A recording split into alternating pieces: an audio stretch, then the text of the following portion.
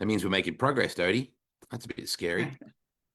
I'm just going to check on my page as I do every time to make sure that Is this the that first time we. you've done this?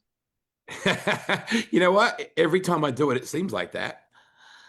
It's just always good just to check that, and there you are. And it's always fun to check who's on poll, who's the first person that sort of checks in to Hmm. to watch and do Man, that yeah, sort of stuff. So, I've got the easy huh, job. Just sit and answer questions. You got to read all this stuff and yeah, produce and direct. And Tyler Barrick is on poll. Good job, Tyler. Aiden Gates, I'm going to say, and I know I'm saying that wrong. Hunter Bounds as well. Travis Strandell. So wonderful to have everybody's company this morning. It's not this morning in Apple Creek where people wash their cars. We're going to talk about that very soon. Just want to check, as always, that the audio is fine and that people can hear us because I don't want to waste a minute with the bloke with the spokes. And probably I might be the only person in the world that calls you that, Brad Doty. I'm never going to live that down, am I? Mate, it seems like only yesterday that you and we ran over that silent policeman. You remember that? We were up in Yeah. Newcastle. I was like, Yep. boom, what was that? And Brian Linigan said it's called a silent policeman. And are they called that in America, Brad? No, no. That first trip, I mean, you guys opened my eyes to so many things and the slang and all the terms that you guys use. It was if you remember, I was taking notes. So what's this mean? What's that mean? You guys have literally a shortcut for every word. It seems like. But Well, no, I we don't remember own. I remember you saying to me that why do you make up longer words than the word? Like this is called your dog and bone. Hey, I'll just get him on the dog and bone. You're like, but it's like why would you make the word longer than? So what we're talking about, we didn't run over a policeman. We should actually clarify that, right? Yeah. We it's called a If we silent. did, he was really silent. Yeah, Yeah. yes. It's an object in the road that stops you running over it to flow the traffic. But of course. And remember when we nearly ran out of fuel? Like we literally were coming back from Newcastle, and I'm like, oh, there'll be a gas station here somewhere. And the car cuts out, and we You. just, Yeah. Never a dull moment with you. I'm telling you. What you call the silent policeman, I guess we call speed bumps over here. So they're yeah, right with yeah. asphalt, and bumps in the road to slow you down. But yeah, you got so lucky on that one because I wasn't going to get out and walk. And the other day, Brad, I was driving through the back of South Australia, and we went through a fruit fly inspection. Now, we're skipping ahead to a lot of things here with Brad because I just get excited and I talk about everything. And he was in the car behind me. And in Australia, they have a roadblock that stops people bringing fresh fruit across state lines. Now, you would think that's kind of weird, but there's a thing called fruit fly in Australia, which is like a germ that can ruin your crops. And I remember that I'm at the front in the car and you're behind me. And I said to the lady, she came to the window, said, my friend from America is back there. Would you mind just asking him if he could get his wheelchair out and clean the dirt off the wheels on his wheelchair because it might be, an infection? Well, I just remember I'm looking in the mirror at you and I just remember you going, like, what? You're always trying to get me in trouble. Oh, as if you need my help. Yeah, yeah. Well, yeah, I can do that on my own. I don't need your help. We were doing a joint text, you and I, with Eric Arnold, and about how we're going to set this up. And Eric leaves me this message. He's like, Wade, you always make me laugh. I'm sitting here having a phone text with Brad Doty, and Brad is just slamming you. Like, he goes, I've never seen that side to him. I go, mate, he beats me up every time I see him. What are you talking about? Clearly, he doesn't know you. I try to throw the first punch because to not give you a chance because I know better. How is your beautiful family in Apple Creek? And I've been blessed to come to the Amish capital of America and hang out with you in Apple Creek, or Apple Creek, as some people call it. Where is it, and how many people are in there these days? It's about 1,000 people, and it's we're about 10 miles southeast of Worcester, Ohio, where Jack Hodenshield and Sheldon live. I'm about, I don't know, 6 or 8 miles from Holmesville, which is probably 500 or 600 people, where Kenny Jacobs lives. But as far as big cities, we're about an hour straight south of Cleveland, Ohio, which is right on Lake Erie. So Akron, is about 45 minutes northeast of us. That's probably the closest big city. So yeah, we're out in Yeah, the Amish, out in farm country. yeah. And they have Amish limousines. Like, you know how you see like the buggy that's got the two people in it, but then they've got Yeah, the stretch stretch. buggies as well. Yeah, stretch buggies. Yeah, yeah. I guess we're in the outback of Ohio here, where I live. We remember when we went to yeah, you wanted to go to Outback Steakhouse when we were down in Sydney. He's like, I want to go to Outback. I'm like, you know, it's not really Australian, right? And he's like, what's a bloomin' onion? I'm like, come on, Brad. We don't have bloomin' onion. It'd be called a bloody onion if it was called anything at all. But Yeah. um, as I recall, Brad, at the time, amongst many other things you were doing, you were making the iron placement where the Amish people put like the hot stone to actually create an iron. You were welding. Can you explain what you were doing then, and are you still doing it? No, I haven't been doing that for years. They slowed way down. A lot of the Amish, especially the younger generations, some of them, some actually are allowed to have electric, maybe out in the shed or to the barn, but they can run a generator so that the women can use an electric iron. But what I was uh, welding the fuel tank, these irons go back like in the 30s here in America that everybody used at the time, and it had like kerosene or a white fuel, and it had a flame that the iron looked like a standard electric iron, except it had a fuel tank on it. You lit a flame and it heated the plate, and that's what they ironed with. And so this local Amish company, they got harder to find parts for these. Basically, they're antiques. So a local Amish machine shop started building the irons, and they were making the tanks out of aluminum. They were two halves, and I put the two halves together and TIG weld them together, and that kept me busy for a while. But yeah, I'm I'm too old to do that now. Even if they were still wanting me to, I'd give that up. So It's a fascinating culture, and it's probably not fair to yeah, call it a culture, right? That's not even fair to call it that. But it's fascinating to me, and you've been around them your whole life, like that way of life.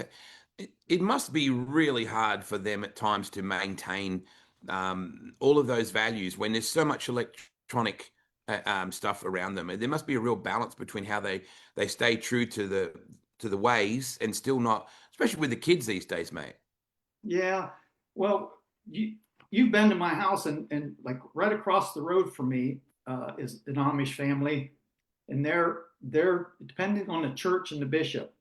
They had electric in their shop, their garage, and they actually had a dog kennel that they had electric, and they had gas lights, everything through the house. And about 2 years ago, the bishop allowed them to put electricity in the house. Huh. But now their a cousin lives right next door, and they don't have it. But then on the backside of me is what they call the Old Order or the Schwarzentruber Amish, and they're very strict. I mean, they don't Right. have gravel in their driveways. I mean, they live off the land and try to sell strawberries and eggs and stuff for some cash. And I mean, it's really we're right in the middle of it. Like I said, one side has electricity and they're Amish. All the boys drive trucks, Huh. and they have their own businesses. But then behind me, like I said, is this farm that they literally live off the land. So in some parts of America, cash is still king, Brad. Yeah, absolutely. Yeah, especially around here. Yeah, yeah, Your book is tremendous, mate. Like it's Dave Argabright did such a phenomenal job as he does with all of those incredible books that he writes. And I think the Steve Kinder one gets closer and closer. yeah, But there's so many incredible experiences that you shared in your book, particularly growing up in that Ohio region, with Ed and Kenny and Jack and Dean and all those people. What an incredible childhood you had. But at the time, you were just being a kid growing up. You had no idea you were all going to become a huge part of American racing culture. yeah. It is. You and I've talked about it, and I think it's mentioned in the book that for four guys to end up just having fun on the weekends at a local podunk racetrack, with home built cars and Ed Hodenshield fixing everything we tore up until we learned how to do some of it ourselves. To go on to national level like that, it's pretty incredible. I mean, at the time, excuse me, we were just racing, getting to the next track, or trying to get the next ride, move up the ladder. And we were fortunate that things just fell into place. Maybe we had some talent, whatever, but uh, yeah, it's really, when you stop and think, some have compared it to, like, say, for high school football players going on to, at least a college level, being successful at the college level. I mean, I guess you couldn't say compare it to NFL over here, because none of us three or four went to IndyCar or NASCAR, but to have the careers that we had in sprint car racing, it's pretty special. How about the mouse racing again? Yeah, yeah. When Kendra posted pictures of that, I had to do a double take because I thought it was a sprint car. That, what is he Yeah. doing? And yeah, he's running a little, what is it, 3/4 midget or TQ or something. I'm not sure what, but he's having fun. It sounds like. Well, I mean, it's so cool that Race is racing now as well. And, I think Kenny has been really enjoying that process of racing with his grandson, Right. for the last couple of years. And it's funny when you go to Apple Creek or you go to Holmesville and you have the home of Brad Doty, you have that sign, and Kenny has in Holmesville the home of, Hall of Famer Kenny Jacobs. And a couple of years ago, I went out to the Kaufmans and hang out with Keith Kaufman and Kathy. And I'm like, where is the sign that says Mifflintown, the home of, the man for Mifflintown? And Yeah. I actually wrote to the city and said, why is there not a sign that says, the home of? And it's very similar to, and I know that Worcester is a much bigger place, but boy, it pisses me off there's not a sign somewhere for Jack. Yeah. Yeah. I don't. It's just there. Mine, unfortunately, was, gosh, 20 some years ago, probably, or 25. And it was just a fan who I ended up becoming friends with, him and his daughter. I didn't really know him at the time, just big fans of mine. And like I said, we've become friends. But he actually had the sign made and went to the courthouse here in Apple Creek and talked him into doing this. And I got a phone call to come in to the courthouse. And I thought, oh crap, the last time I was in there, I was getting written up for a speeding ticket. I thought, oh, Yep. now what did I do? And but anyway, that's how that came about. He pushed for it hard, and then Kenny, again, I think some people saw mine and thought, well, why isn't this more? People don't. I don't know. Like I said, I'm sure there's people that go through town that well, Apple Creek's on a state highway, so I know Yep. there's people that go through there that, who in the heck is Brad Doty, kind of thing. Kenny Jacobs and Holmesville, it's on a state route too, as well, and probably doesn't get the traffic that the Apple Creek does, but it is special. I'll have to admit, that to come from, like I said, grew up on a farm not far from here, and used to slide the tractors around out in muddy field, and had some jalopy cars that we'd bounce around in the field, and just never thought about having my name at the end of the town. I guess it's Isn't it pretty beautiful special. that, and I often say that a lot of cities and places in America and Australia, Brad, owe their worldwide profile to racing. Because no disrespect, who would have heard where Apple Creek was until they knew who Brad Doty was?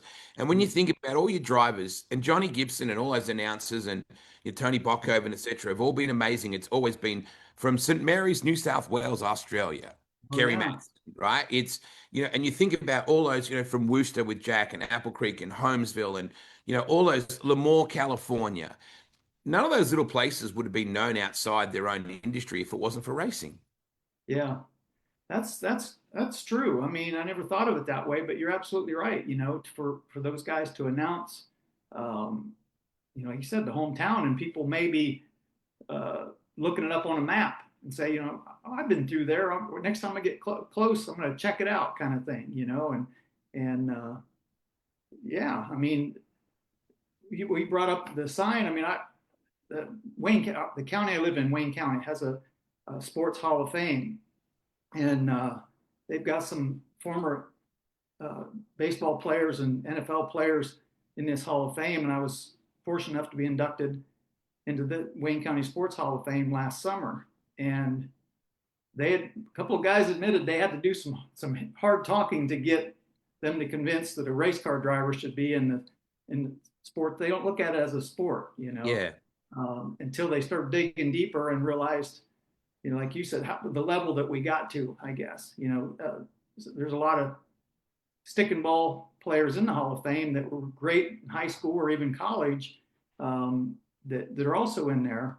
And so we kind of made it on a national level, and I'm proud to be the first one that's not a stick and ball guy to be in the Wayne County Sports Hall of Fame too. So that was That special. sports, those sports only need one ball, Brad. Usually we have two. So tuning in as well, I want to say hello to Craig and Linda Cormack, who are tuned Oh, in. Yeah, and I knew you would do that. And man, this is great what I people. love about racing, Brad. So I was wearing down Craig and Linda last year at Knoxville, flat out. They're at the A&P pub sometimes on Tuesday night, and I'd be like, "You got to come to Australia. You've never been to Australia, Craig. You've got to come to Australia."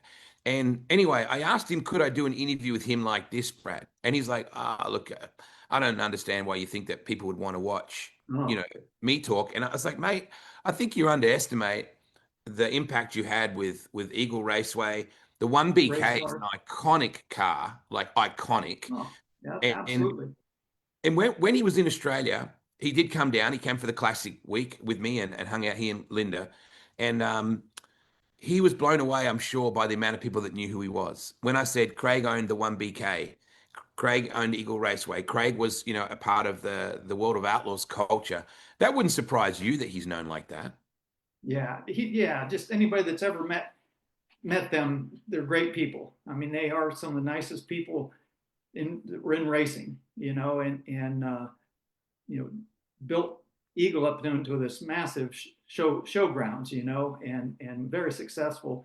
It seems like at everything that they touched, and just really good. You get a chance to see them. That's the beauty of Knoxville. You go to the Knoxville Nationals, you get to see people, that racing family, once a year, and he's one of them that I always look forward to spending some time with. Brad, we're all getting older, and that's a blessing, right? Because it beats the alternative. Because a lot of us aren't here anymore. So a lot of, I hear, oh, how you going? Oh, I'm getting older. That's a blessing, and it's a privilege to get older. And as I get older, I realize how much more balanced my view of things become. They say Mm. that youth is wasted on the young. Um, Yeah.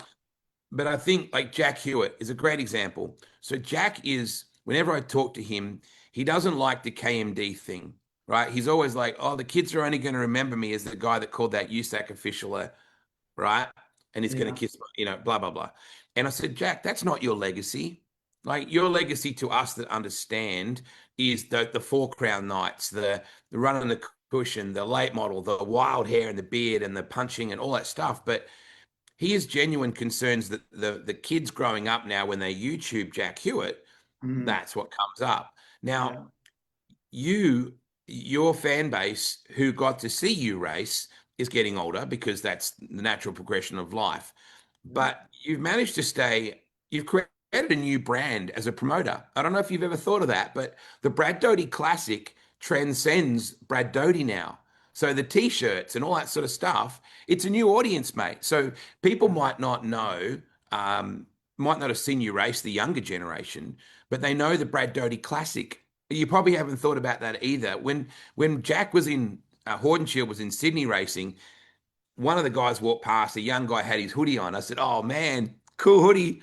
And he goes, "Yeah, some old guy that was." I said, "Don't you say that. That's the wild child, like Yeah. psh." But you have a brand now that is a promoter as much as it is Brad Doty. Well, and I was fortunate too, after my accident, to get involved in TV, and that, as far as notoriety or my place in the sport, uh, to some certain age group, that's all they've ever known me, as a Yeah. TV guy. They've Yep. never saw me race. They saw me as a TV guy. Especially we're doing a lot of live shows in our heyday, and I had a lot of fun at it. And there are some people that only know me from TV, but yeah, to be a promoter, and I have to admit that, to explain the Brad Doty Classic, it started as a benefit race after my accident. I was paralyzed in 1988. In 1989, the USA organization leased Attica Raceway Park to have a benefit race for me. And it rained, and I think it actually rained out once or twice, but it didn't turn out real well. And of course, USA didn't come back the next year. And Attica Raceway Park, I knew some of the owners that were promoting it at the time, and they called me and wanted to know if they could do a race every year, an annual race, and call it the Brad Doty Classic in honor of my career. And of course, I was honored and felt privileged that they'd even asked. So the race went along as the Brad Doty Classic for many years, and I really didn't have any affiliation with it. No, it wasn't part of the promotion of it, or no worries, no stress. You know how it is. But then in 2005, I actually became a co-promoter with then promoter Janet Holbrook at Attica, and got the World of Outlaws to sanction it for the first time. And I was working for the Outdoor Channel, which were tape delayed in those days, but we would do live opens at the track. So my first promotion of the Brad Doty Classic was TV. It was a World of Outlaws sanction. I had to do the TV part of it, do the open, and then focus on the race. And that's how it all got started, as me becoming co-promoter of the Brad Doty Classic. And so I say all that because I have to admit, it is kind of weird when you say the Brad Doty Classic is kind of a brand or whatever. It is weird to promote the Brad Doty Classic, and I'm, basically promoting my own name, it seems. But I'm just fortunate. Yeah, it's like you're talking in third person. It's like, well, Brad Doty says this, and well, Brad Doty would do. But those Yeah. that know you well, Brad, know that you are, and my accent will disguise this word, but you're a warrior and you're a warrior. So you're both ways you could pronounce that, because you are a warrior in that you have battled through. You're a badass race car driver. You came through the other side of a really dark period in your life, and have created something very special off the back of that. But you're also a warrior.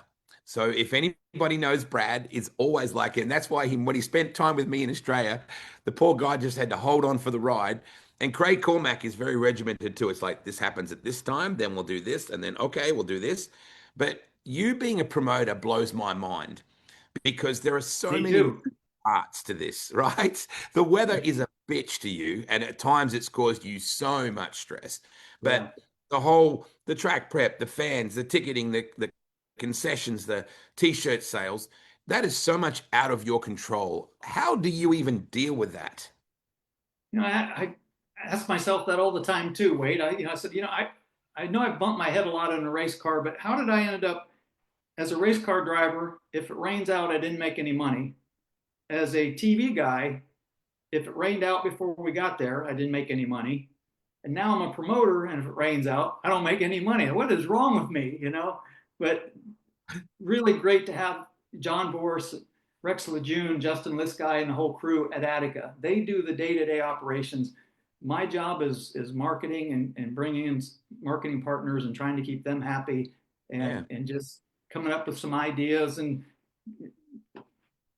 throwing them out there. Some stick and some don't. But as far as the day-to-day operation, those guys handle it. They do the heavy lifting when it comes to all that kind of stuff. And I try to make sure that banners are right when I get to the track. Rex usually takes care of that, and Justin has all that taken care of and stuff. But those guys, they deserve the credit for the day-to-day operations. Plus, they run it every Friday night like clockwork as far as that. And then when the World of Outlaws are there, their officiating takes over, their crew takes over.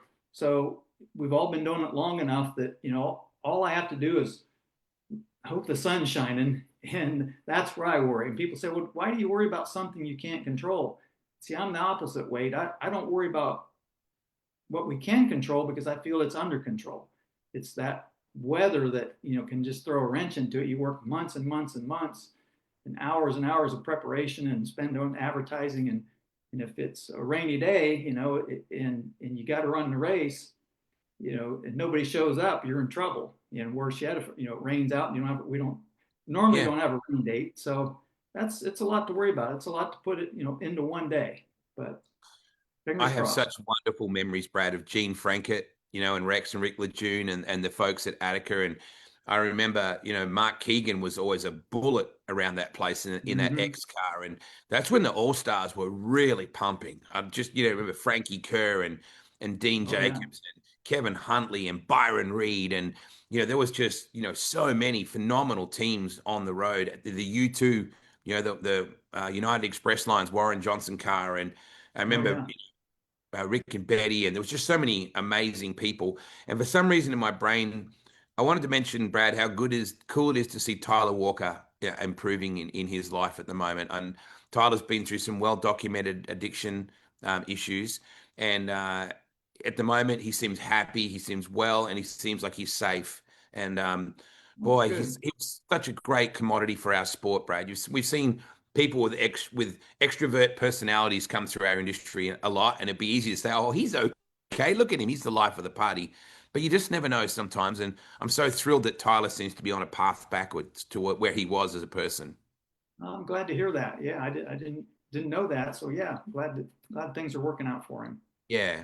So Had it right. Ohio is an incredible racing state.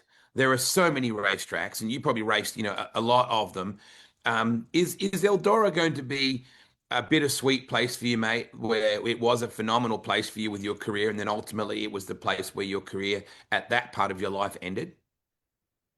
Yeah, but I'm pretty lucky because I can't remember any of the crash. I remember, leading up to it, getting in the car, and actually I was just going through some photos the other day and found one of me standing in front of the car after introductions, and I thought to myself, gosh, 15 minutes later, my whole life changed, and I've watched the video and tried to analyze it.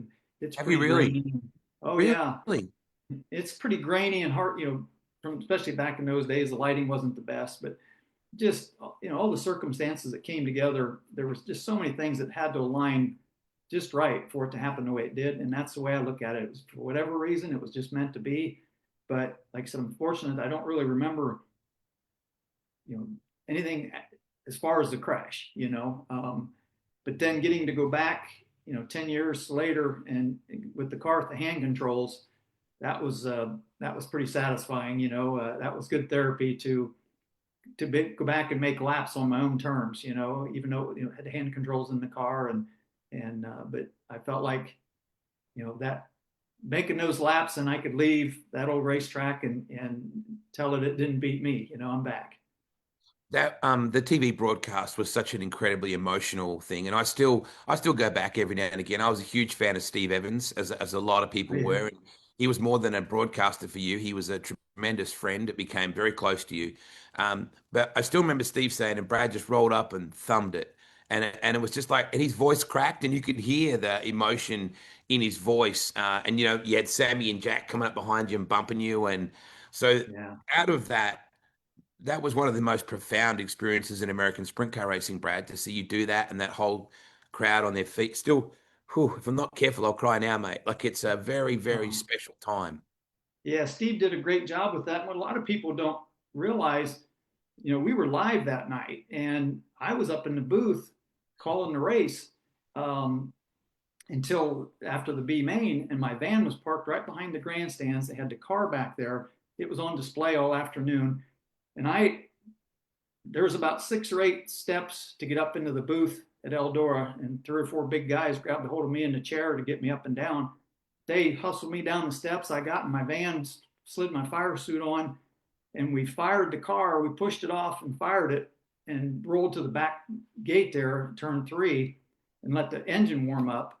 And when I went out and made those laps and paced the field, I stopped in the back straightaway. They pushed me out the back gate, and they pushed me all the way around to the back of the grandstands. And as soon as I stopped the car, they brought my wheelchair up to the side of the car. And one thing when I decided to do this, I didn't want any help getting in and out of the car. I wanted to see if I could do it myself. And we did a practice run. But anyway, I was able to hop out, sit on the left rear tire. I hopped into my wheelchair, still had my fire suit on. They carried me back up the steps, and they ran 4 green flag laps by the time I got back up in the booth. But I finished calling the Kings Royal with my fire suit on that night for live TV. So it was a jam-packed day and night, that's for sure. And knowing you, Brad, like I do about the warrior thing, that was a lot of outside your comfort zone, not just being in the car, but being carried, right? Like being carried down steps, being Yeah. brought back out of the car, being carried back up. You're a very proud person, and your independence is extremely important to you, Brad. So I guess you had to push that off to the side and go, I need to get up there and I need to get in that thing. So I just got to suck it up. Well, getting in and out of the car, I was able to do that myself. I transferred onto the left rear tire, grabbed the roll cage, and like I said, the first time I tried it, I got a hold of the roll cage and one pull, and I was sitting in the seat and thought, damn, I should have done this a long time ago. This is too easy. It fell right into it. But as far as being carried up and down, doing all the TV for all those years, I had to swallow Yeah. my pride and get used to that because there were very few racetracks had elevators, and some of these tracks, I mean, I-80, it seemed like it was a mile high up to the booth, and I mean, it was always about 100 degrees, and they'd have sometimes they had some of the Nebraska football players, big, and they were huffing and puffing by the time they got to the top. It was a long way, but yeah, that was it.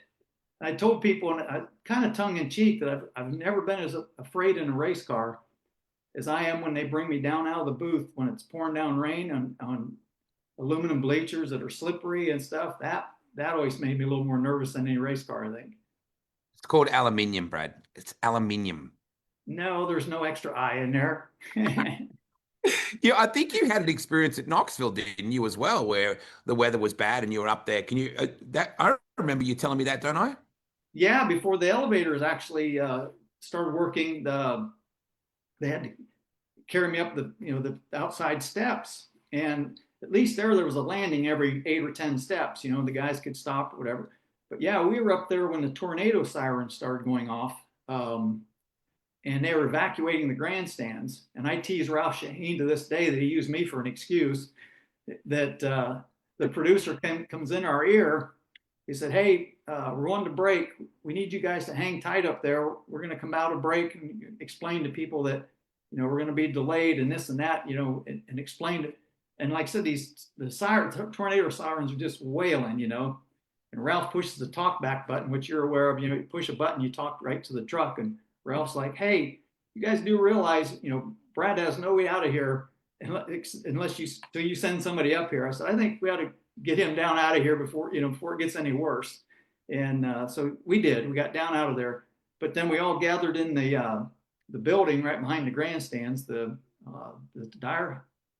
Yeah, Is it? Di Hudson.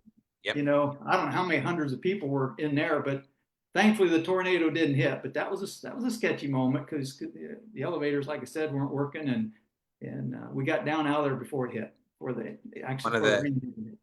one of the people that always watches this is Meridel Folkets, and Meridel is that amazing lady that just is in the elevator all day, just up Oh and my down at gosh. Knoxville. So I'm sure that Meridel will tune in at some point. I was at Attica in '96, Brad, for an all-star show, and the sky went green, and I was like, "Huh, what's this?" And then the Yeah. siren started, and everyone's like, "You got to get out of here! It's going to be a twist." I'm like, "What?" And then Danny walks past me, and he gets in his race car, and he belts in. I said, "What are you doing?" He goes, "I figure I'm going to be the safest right there."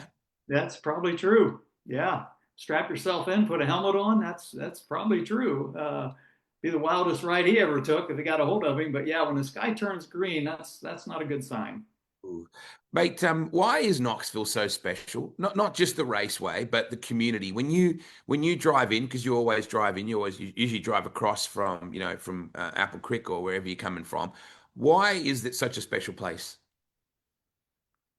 History, just the history of the Speedway. The Knoxville Nationals is our Indy 500, our Daytona 500, all rolled into one, and just it's special, just for the people like you said, the Cormacs and the people that we get to see once a year and spend a week with, and to see what is it, 6,000 people normally at Knoxville to 30,000 people hanging out for the week, and it just that's what makes it special. It's such a great event, but not to mention the money that it pays and just the prestige of having your name on the winners list to be a Knoxville Nationals champion. Brad, the world has become a really reactive, really negative place. Sadly, since COVID, I think people just we've lost Yeah, sight of how lucky we are to do the things we've done. There's been a mindset change, but yeah, outside of America, the media presents America in a very different way to how you might see it and how I get to see it.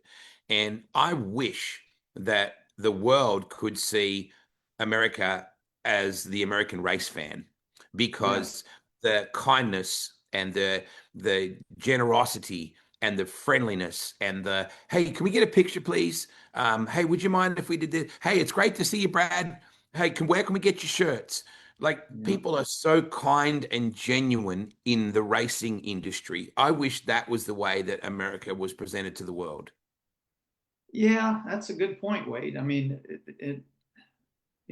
racing's all I know. I don't know the workings of NFL or other sports, and how all that stuff, how everybody gets along or doesn't get along, or who follows what. But you're right. The racing, especially the sprint car community, I mean, it's a niche sport, and the fans are diehard, and even they might boo somebody, and say they hate them or whatever. But if that person got hurt or needed help, they chip in or do whatever they could to help, and we see that in the work area all the time with competitors. And that's a good point. I too wish more people around the world could see that there's a America is a big country with a lot of people, and not everybody, or not every one of us are bad, I guess. But Australia. I mean, I'm sure you guys have some of your ornery ones over there too.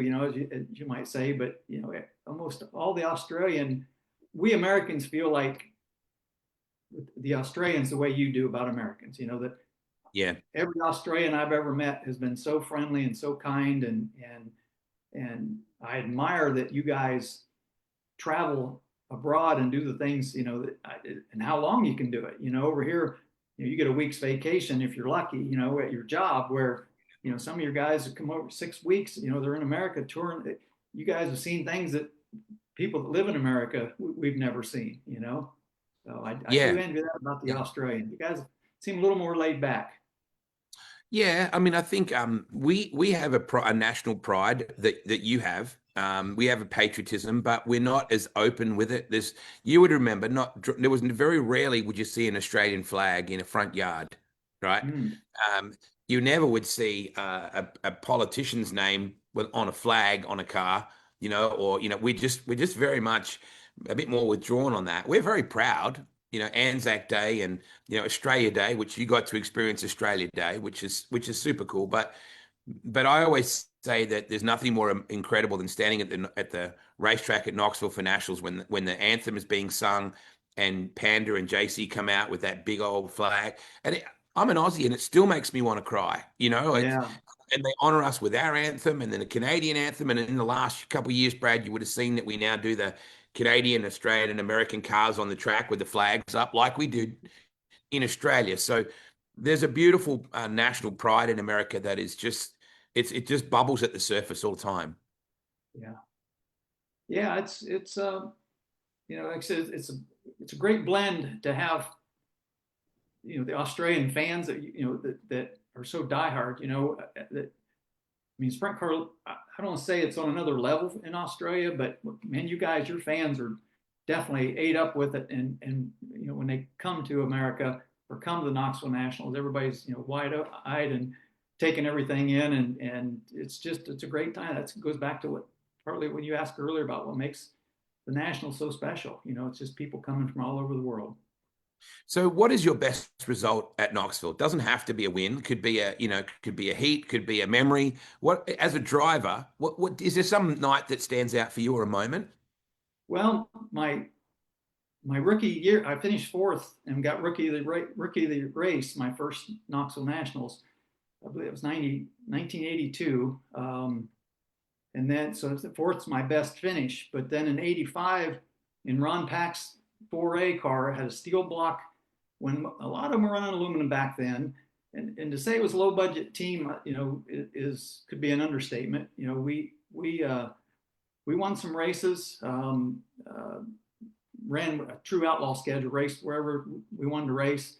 Had a young crew. Tony Wilson was kind of running the team, but we won the non-qualifiers on Friday night, and then started in the middle of the C and won it. Started probably, I guess, would have been 20th in the B, and we won it, and then started 20th in the A and finished sixth.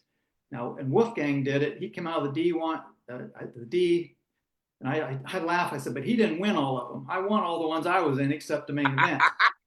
But Wolfie will come back with, he finished fifth in the A and one place better than me too.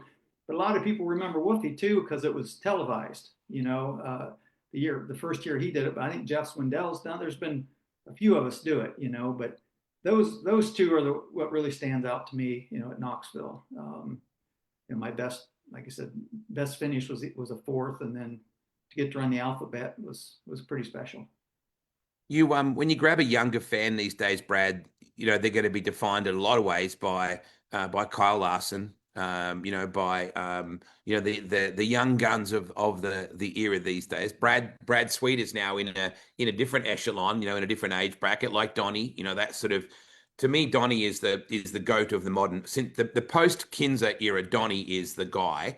Certainly, yeah. Kyle's versatility is what blows everybody's minds, and he's the most rare talent I think that there's been. And I know everyone's going to compare him to Unser and Andretti and even Tony. Oh my God, Tony Stewart just won a top fuel Wally. Like, if second one, yeah, just got his second one. I yeah.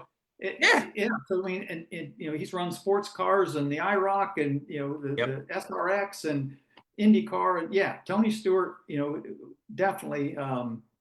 But I say, to a lot of people, Kyle, I didn't get to see Tony running with the Outlaws on TV. I didn't see a lot of the USAC stuff, but I tell people Kyle Larson's the most well-rounded race car driver that I've seen in my lifetime, because I never saw Foyt or Parnelli and Andretti in their prime. Yes.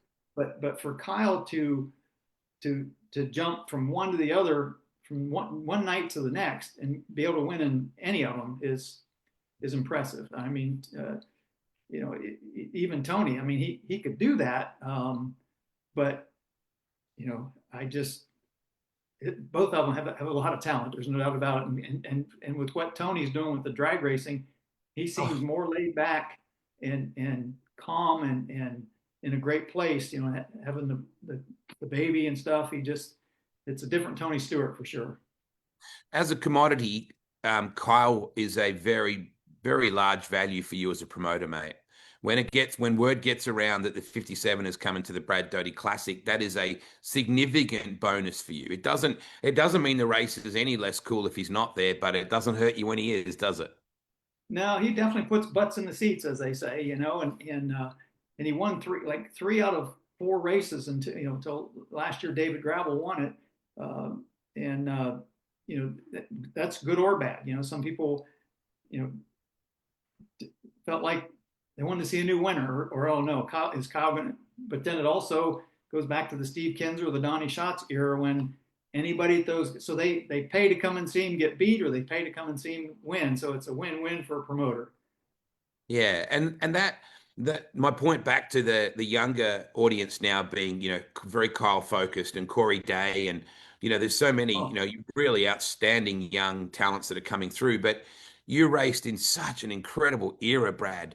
When you had the King and you had Sammy and you had, Doug, the Mount Rushmore right there every night. But you had Bobby Davis, you had Dave Blaney, you had Scruffy. There was just so many of those, but it seemed bigger because we were younger, Brad. Like, to me, people are going to compare Mahomes to Montana, and because they're different eras. But right. My God, you never had time to stop and enjoy it, Brad, because you're just busy racing your ass off trying to pay bills. But boy, what an era you ran in with the Outlaws. Wade, and I've been asked that a lot, or I made a statement one time, and somebody kind of beat me up on Twitter, like I really don't think they knew my history, I guess, because I said it's probably harder to win with the World of Outlaws. This a couple of years ago, I said it's probably harder to win with the World of Outlaws today than it's ever been. and they said basically that I forget how they were, I was spitting on Sammy and Steve or whatever, and what I meant by that is the competition is so much tighter today. The cars are more equal, but I Kevin Eckert put stat sheets together for me of my career. I wouldn't remember. I remember the losses far more than the wins. But something will come up on X or Instagram or something, and have a question. So I'll start leafing through stuff, and I'll have to admit, Wade, there's times it was, it'd be Sammy, Steve, Woofy, me, Woofy, Steve, Sammy, me. A couple times it might be me, and then those three. But people, again, you can't. It's hard to compare eras. The talent that those three had. Anytime you could beat them, and younger fans that never saw it, there's no way to describe it. With having those three show up at any racetrack, you had to have your elbows up to even compete. My very first experience in America was '92 at the Beertown Showdown in Hales Corners, Wisconsin. Flew from Perth to Auckland, Honolulu, San Francisco, not LA, because the Rodney King stuff was going on literally in that moment. So we flew to San Francisco and then out to Milwaukee, and it rained out both nights. But we're standing there looking through the fence while they're rolling around, and it was like, oh my God. It was like being in the wildlife enclosure at the zoo. It was like, there's the TMC 1, there's the Valvoline 11, there's the two winners. There is the Pennzoil 22. It was just like the Vivarin, like the Casey Luna car. It was like, because in Australia we could only read open wheel, mate. We didn't. There was no, as you know, there was no Facebook or streaming or anything like that. We might occasionally catch a TNN thing or something, but so it was a really profound experience to see that era up close. And I guess kids now go to Knoxville and go, "Oh, there's the 57. Oh, there's Reitzel. Oh, there's gravel." You know what I mean? There's that. And on that, is James McFadden one of the best Aussies you ever saw, Brad? He's definitely good. He's had some bad luck, but he definitely is a gasser. He's got talent, but I have to admit his shoey thing about turns my stomach every time he does that. But he is a gasser. There's no doubt about it. It's really cool. Kerry Madsen has been inducted into the Knoxville Hall of Fame, which I think is phenomenal because Kerry and Brooke Tatnall is another one. I mean, how can you possibly go past Brooke Tatnall and his incredible contribution to American racing? You throw Linton Jeffrey into the mix, Jamie Moyle, with his phenomenal ability to build motors now and be part of that culture. But I was very thrilled to see that Kerry is now in the Hall of Fame. This weekend is the Avanti Windows and Doors Corn Belt Clash for the AMSOIL USAC National Sprint Cars. What a concept to see non-wing cars around Knoxville Raceway, Brad. Whew. Yeah, I remember. I don't know what year it was, but I remember that being up in the booth watching them, and I thought, man, those guys, that definitely takes some nerve hustling around Knoxville without a wing on. You just hope it's pretty hard packed and dry slick. Yeah, absolutely. What date is the Brad Doty Classic this year, Brad? Give us some information. Tuesday, July 15th, the Attica Raceway Park. And anybody that's interested they can go to atticaracewaypark.com or theworldofoutlaws.com, but either website for ticket information. And just got to keep my fingers crossed that the weather's great. And we've got some great marketing partners who've been with us for many, many years, and they're all coming back, got a few new ones. And so things are really falling into place. And just got to hope for good weather. Siri, how far is Knoxville, Iowa to Attica, Ohio? I could have told you that. Is about 993 kilometers from Knoxville, Iowa by car. Okay. So it's 9.5 hours drive if I can get in by Peller Jeep and drive out on that Tuesday to come hang out with you. And funnel cakes are a big thing, I think, at Attica, as I remember rightly, which is basically deep fried flour with sugar. God bless America. I don't know about that, but they definitely have good and cheap, reasonable food prices at Attica. There's no doubt about it, But if you could make it, that would be great. All right. So Brad is really big on Twitter. He doesn't do Facebook. He's just now got into Instagram. Look at him go, people. Look at I'm so proud of you, Brad. Instagram is too confusing. I still haven't figured it out. X just seems so much easier, but anyway, yeah. You're So, prolific on Twitter, though, on X. Brad is constantly monitoring, sharing, being a part of the industry. Brad, mate, I'm so proud to call you a friend. You're such a remarkable person. You're very genuine. You're very caring. You still love this sport as much as you ever did when you could have walked away from it and gone, no thanks. That took part of my life. But I think you see what it gave to you rather than what it took from you. absolutely. I loved seeing you at Knoxville. I love the culture and the pride in the uniform that you have, and I love seeing people wearing your shirts. And it's always a pleasure to do this with you, mate. I'm very grateful to you. Oh, thank you. I value your friendship, Wade. You know that, and always look forward to seeing you at Knoxville. Like I said, I hope I have half the energy that you do when I'm your age, because you wear me out. Just on the phone, you wear me out. Not trying to keep up with you at Knoxville. It's like, man, how does that guy do it? So good on you, mate. So Check It Out was the song that you always told me, right? The John Mellencamp song. Check it out. Got to say Yep. hello to my neighbors. And I always relate to minutes to memories. Days turn to minutes and minutes to memories. Life strips away the dreams that we had planned. You are young and you are the future. So suck it up, tough it out, and be the best you can. Yep. Yep. And you live by that. I can tell. Looking forward to seeing you in July, mate. And please get out to the Brad Doty Classic. USAC is at Knoxville. Oh my goodness, what an incredible concept! Brady Bacon is usually phenomenal around there. I know that Brian Holbert has just made a comment on the thing. If you want wings, go to the bar. Is the way that he's describing how you should go to USAC instead of doing that. Please give my love to your beautiful wife and your amazing children and the 4,000 grandkids that you have. Apparently, there's no TVs in Apple Creek. They just make grandbabies. Looking forward to seeing you in July, mate.